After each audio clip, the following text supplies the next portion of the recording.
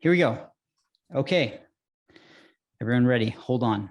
Is this thing on? Building a podcast from the ground up. So the foundation of every podcast is, if you want to get into podcasting or you want to start, you have to understand what the mechanics are. And so this is a bit of a primer on every single podcast. So that's what I think. Yeah, that's so true. I'm really glad you brought that up. I think this is really important. And if I can just speak about this for a minute, because I've really been thinking about this quite a lot. And here's the thing, right? Here's when it all comes down to it, and we really begin to understand, this is what I think. But this is why we have you on. It's my opinion. It's so my friend works at the New York Times, right? Oh, nice. Yeah. And so this is what I think. There's a lot of conversation and there's a lot of dialogue around the subject without really dissecting and understanding the subject. And I think what we really need, and I've said this before, I've said this on my podcast, if people want to know, check that out as well, but we'll put the link in. I think what's really important is that we generate more conversation around, what we're doing right now. Yeah.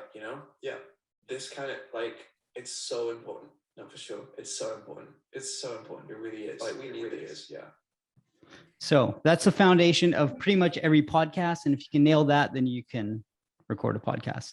So the key to starting a podcast is to start, which is absurdly easy to think about. So everyone has these questions. How do I start? I don't have a mic. All these questions come up. I'm not interesting. I don't know what to talk about. How do I schedule guests?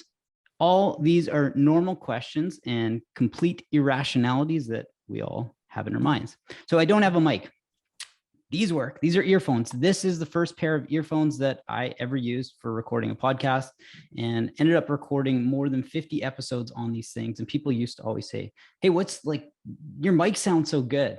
What is the mic you're using? And all it was holding that little rectangle thing closer to my mouth so that it didn't sound so bad. Sometimes you put the hand over the mouth so that you've got a little bit more protection from any reverb in the room, but you don't need some fancy mic. So these work and they're entirely easy to use. Here we go. I don't know how to record. I don't know how to edit. The good news is there's this thing, Google, which we all know of, and it's really easy to learn. So editing is not that technical. This is Audacity. It's a free open source platform, and it's the first platform that I learned how to use just by Googling. I was like, how do you edit audio? And then you start to realize that you can read audio waves pretty easily. So you can see oh, that is a peak. That is if you are editing, or there's overtalk if the waves overlap. It's not that technical at all. And now platforms like Descript, they make it way easier for editing. So I'm not that interesting. I don't know how to schedule guests. Well, the good news is in this thing, Google, you can type in random person, and the world is full of 8 billion random people. And if you start talking with anyone, the nature of the conversation is probably pretty interesting if you just have a conversation. So I think sometimes people will overthink, I need a topic, I need this thing to really dig into. And what you find is if you let the conversation just flow, you don't need to contain it, because over time, a podcast will morph into whatever category it is. It's just a matter of having those conversations. It's really easy to find topics. You don't need a ton of thought to really design a podcast. I think these are things that people will think, hey, I need to figure it out before I do it. One of the things that you can focus on is this idea of narration and telling stories. And so Mike D and I recently recorded an episode where he went really deep from a storytelling perspective, to come out very soon. But it's this idea of, as soon as you start to tell stories, these are stories of all these people that this was the first podcast that I'd started called Character. And it was about the stories of everyday people, just random. These are random people. Most of them, I would say 95% of them I didn't know.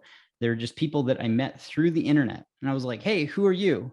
No idea who they were. And they would just start talking, and they would uncover all of these wild things. And as soon as you start to pull back the curtain on people's lives, you realize how interesting they are when you give them the space to talk. So yeah, really cool to think about it. But it wasn't this idea of, oh, it needs to be designed as this perfect thing. It just morphed into a podcast as it was. So one of the things that anyone can do is listen to lots of audio. So copy the best, because nothing's new. Everything's a remix. It's very much like music. It's very much like cinematography. Everything is amalgamation of all of these different influences. And so the more diverse audio that you can listen to, it could be a podcast about NFL. It could be a podcast about celery. It could be a podcast about hydrangeas. Like, it really doesn't matter. But the more diverse audio that you listen to, you end up picking up all these little things that give you insight. And then you find your own voice for the way that you want to talk. So Mark Maron, he's gold. Alex Bloomberg, gold. Rogan, these are people that might be familiar faces or voices. Ira Glass, Erlon Woods from Ear Hustle. Sarah Koenig is behind the whole serial production, everything that's come out, S-Town and that. Ferris, and then Jonathan Goldstein. And this is a handful of people that are world-class, and a lot of them ended up coming up through NPR in some way, shape, or form.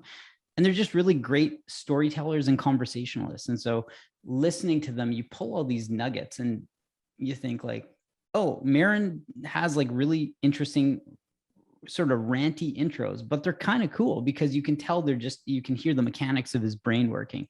And Alex Bloomberg is really good at telling stories. And Joe Rogan, like him or not, is a really great conversationalist. So you pull all these pieces out and you go, pretty cool, like the way that they approach the idea of audio. Most importantly, do it because you enjoy it, not because you're trying to reach a ton of people. Most important factor is getting the reps in. So more than anything else, getting the reps in, like anything, whether it's exercise, whether it's eating well, getting the reps in is what you have to do. So I started January 4th, 2021. This is January 12th. Josh and I had one-on-ones every Monday when I first started, and we had talked for a couple of, I guess, probably almost 2 months about the idea of a podcast, 4 levels. And there had been some exploration that Casey had done and Tom had done, and a lot of conversations with people in the network. And it kept coming to this thing of like, well, we have to design it really well. And when I started, I said, I can't figure out a reason why. Like in the first catch up, I'm like, I can't figure out a reason why tomorrow we don't record, like January 5th. Like, let's just do it. Let's get the reps in. So on this next meeting here, we decided to start recording, and we just put this in a Tuesday slot every single week moving forward. And this slot is actually the first episode ever of A Whole New Level. We ended up shipping it, but it was this idea of just like, let's hit record and have a conversation and see what happens. No agenda, like no notes, no prep needed. And we'll do that over and over. And we did this until April. And out of all those episodes, there was one week he couldn't make it and Tom stepped in, and we ditched that because it was about Andrew Yang and it was very cool, but it was just like a random episode to keep getting the reps in. And other than that, we kept all but 2 episodes just because there was some personal stuff in the episodes that Josh had shared or Casey had shared. And we said, let's not ship those, but everything else ended up going into the feed because the answer was like, well, why not? And from that's what we launched with in April, was like all of these recordings for a couple of months that became what we now have as the podcast. So second most important factor, done is better than perfect. Ship. It's like anything we do, shipping is the second most important thing. And the reason it's not the most important is because you can't ship without getting the reps in. So make sure to ship. 1 is better than 0. So hack your way to growth. This is very much a Gary V mindset, but the idea of sometimes I think we can be afraid to, as people, we can be afraid to put our creative work out there, or to think like, oh, I'm going to be annoying to people, or, someone's not going to like this. Like we just have all these irrationalities of like why we're not doing something. But if you think about it, like it's just a subjective lens on what we think other people will think about our work. And there might be somebody that goes, you ship it to 100 people and 99 didn't like it, but one person go, wow, that changed my life. Like that's kind of a cool thing. So Gary Vee always says 1 is better than 0. So I took this into account with character when first doing it. And I went to Facebook Messenger, a bunch of people that I knew, like a ton of them. And one by one sent them these personal messages that weren't just like copy paste. It was like, hey, haven't caught up in a while, launch this podcast. Would love if you can check it out, subscribe, review, whatever it is, and hacked the way to growth and became, for 3 weeks straight, this is showing the 24 spot, but top 23 podcasts in society and culture on Apple, like just from hacking, and ended up reaching, I think we got over 100,000 downloads relatively quickly and had listeners in more than 40 countries. And it was just this idea of people started sharing it because there were so many interesting stories that they were like, this is a random person and they're like kind of interesting. So anyways, this idea of one is better than zero. And it's like very uncomfortable to keep doing these things because you're like, oh, no one's going to want this and this is annoying. But you just sort of like keep telling yourself, literally every time this message was sent, I was like, one is better than zero. One is better than zero. And it was like the worst thing to do because it's so uncomfortable, but you do it and then you're like, it kind of worked. You meet other creators along the way and you learn from them. So this is just a handful of people whom I've become friends with through the podcasting community. These two podcasts here aren't in tech, but as you can see, Women in Tech, Just Raised, Acquired, The Ones Who Succeed, that's Campbell's podcast. These are all people that we've now had Sam or Josh or Casey on their podcasts, or actually Lauren and Helena were on Women in Tech. But just by being friends with people in the podcasting community, they're willing to help and willing to learn, and they become good friends over time. And Acquired specifically are now investors. Campbell, we all know Campbell very well, and we've worked with them. And this is like all only because of like nerding out over audio. So the idea is it's all free. Everything's free except for your time. You can now use things like Anchor. You can now use all of these Zencaster, Descript. You can have free accounts. So there's that combined with earphones, combined with everything. It is literally free to start a podcast. It's just your time that it takes. You don't need anything fancy. It's not like you need a camera or anything like that. So if you're really interested, of course, there's a Notion doc for it because people have asked for help. They've said, hey, how do you set up a podcast from scratch? So the first time we were asked, it was David from Acquired asked if we could help Modern Treasury. They were listening to a whole new level and they wanted some insight. So what's easier? Record the conversation and set up a Notion doc. And now it's got all of the things as far as platforms that we use.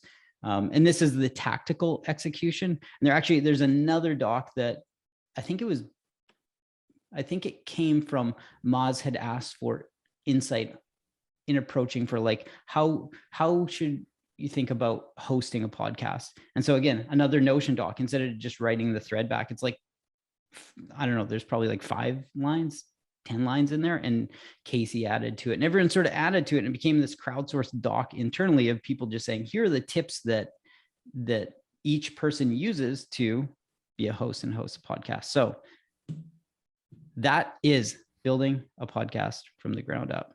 That's all we got. So if anyone has questions, we can dive in. Here, let's stop the share. Austin House. Hey, Ben, sorry if we mentioned this already, but I love the music on the podcast. I know, I was wondering who had created that. Yeah, I really love that beat. I feel like it's levels. Yeah, so this is an interesting thing. Let's go deep into music, because music can add a ton to podcasts in general.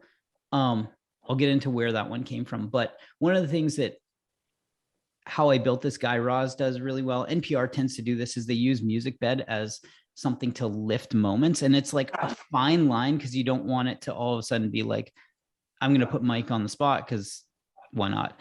Mike's telling a story in the podcast we just recorded, and all of a sudden, like, the violins come in and like, what?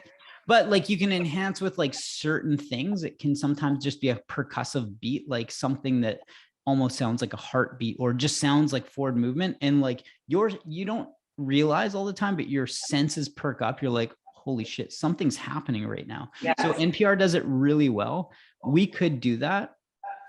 The podcast becomes more produced when you do that, even when conversations are unedited. But it just takes a lot of time to like add that music bed in and all these moments back to where music comes from. So there is an ongoing joke with people whom I've worked with like producing other stuff, video stuff. There's this, it's like iStock photo, but for music, and it's called premiumbeat.com.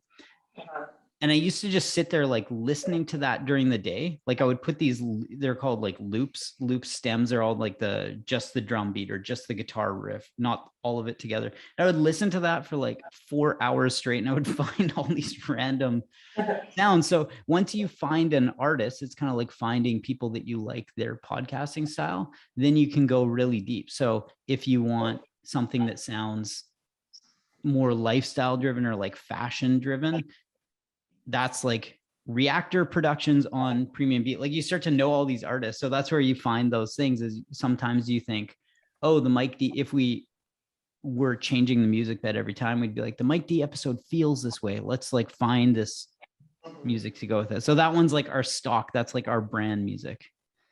And if I remember correctly, there was a different beat in the very beginning, right? And then you guys changed it a little bit, or am I not remembering that? Yeah, so that was what we were playing around with, the idea of, we had like 3 or 4. Yeah. Where one of them came from was Casey and I recorded a podcast, and there was some, it was shipped internally. It was shipped internally. There were some like deeper emotional moments in it. We didn't put it out. She was talking about the experience of her mom passing away, and it was like a little bit heavier, where we decided not to ship it. But we used totally different music, because that was an example of one where if we put that sort of like driving lifestyle music, it just would have felt off, like it would have felt disconnected. So we changed it for that, and we played around, and then we ended up going to the like branded one, because wanted to keep something cohesive. So Cool. Interesting. Thank you. no worries. I have a 2-part question, Ben. I don't know if you touched on this, but how long did you run that character podcast for? And when you got to the top 25, like, were you just always just trying to keep within that like top 25? Like, were you trying to like look at the data, look at the analytics and be like, oh, this worked, so I need to keep doing this? Or were you just like, hey, it doesn't matter, like, I just want to make great stories? Like, I just want to know your perspective on that. Yeah, so no data. Just shipped. Like the algo works on downloads, reviews, subscriptions, and consistency in shipping. So when it starts to know that you're shipping every week, especially at a certain time, then you get scored really well. And so we just were like consistent. It was like every Tuesday, I think it was like Tuesday at 9 a.m. It was like sometime. It was just like, it always came out. And yeah, and it was a matter of like, it was kind of a crazy story. The first one that went down, it ended up being like an 18-part series. It was wild. It was this guy that he didn't really know his life story, and I helped him like uncover it by talking to him, and then did some like sort of investigative work, and like found out a whole bunch of stuff about his family that was crazy, and then like told him. But we were just doing it through conversation. It was like a very weird thing, and it was like a really I think people just sort of were like, what's going to happen next? But because he didn't know what was going to happen next in the story, and I didn't know what was going to happen next, it was like every episode was equally exciting for everyone listening. They're like, I literally don't know what's going to happen next. It wasn't like some cliffhanger where it felt produced. It was like everyone was part of this experience together. So I don't know. I think probably got pretty lucky, but yeah. That's awesome. Ben, your comments around like no prep and just kind of get down there and do it. As I just finished doing hosting my first podcast, I was the complete opposite. Like I prepped, I researched, I had questions, I reviewed the questions with the candidate, and I'm like, this might just end up. It was hard to, this is like make it feel conversational. I'm like, I didn't have enough confidence in my ability to like keep a conversation with like a vendor. I kind of defaulted to more of like, likely going to feel a little bit more like an interview with a little bit of conversation dialed in. So like, how do you make it more feel like a conversation when the other person on the end like might be more expecting a traditional like interview? Like, I'm going to ask you a series of questions versus like, do you prep them in terms of like the style or how you're going to approach it, or what they can expect? Yeah, it's a good question. And it's like, it took, people used to ask, they'd be like, they would say, oh, the conversations sound natural or good, or like just these things. And I was like, I don't know what I'm doing. Like I could deconstruct what makes Marin good or somebody else. And so it wasn't until like, it sounds absurd. It wasn't until like that document was written out for Moz that it was easier to articulate. Because going in with no prep, how do you, like, what are some principles that can be used? So when people interview, like Harry Stebbings is notorious, or Ferris is a little bit like this now, where they run it like an interview, like, and my next question, when you say that, it takes away the value, because it's like, people don't need to know that that's your next question. What they want is something that is actually just the question, right? So approaching things from there's sort of like three values: is curiosity, like you just ask out of curiosity, you add to the conversation. So when somebody says something, sometimes people will just respond with a question as opposed to adding value. So like Varun, let's say in that podcast, and I haven't listened to it yet, he says something, and then if you just like ask a question instead of adding, and be like, yeah, what's wild at Nest, like we saw like this and this was supply chain, and like it was wild stuff. And then Varun, like it becomes a little bit of ping pong, and then you can steer it back to a question. Like that idea of curiosity, adding to the conversation. And then the one thing that's the hardest thing to do, but it makes the biggest difference, is owning the pauses, because pauses become positive tension, where like when somebody's telling a story, if you don't respond for like 10 seconds, it's like the craziest listening experience for somebody to listen to, because you go, I can hear the mechanics of their mind working right now. But as humans, we feel, especially in a podcast setting, we feel like, oh my gosh, I have to break the silence. Like everyone's going to think this is insane. So curiosity, adding to the conversation, owning the pauses. If anyone does that, like that's basically having a conversation. Awesome. Thanks. Thanks for coming, Thank- everyone. Appreciate thank everyone you, Ben. listening in. Thanks, Thank you, Ben.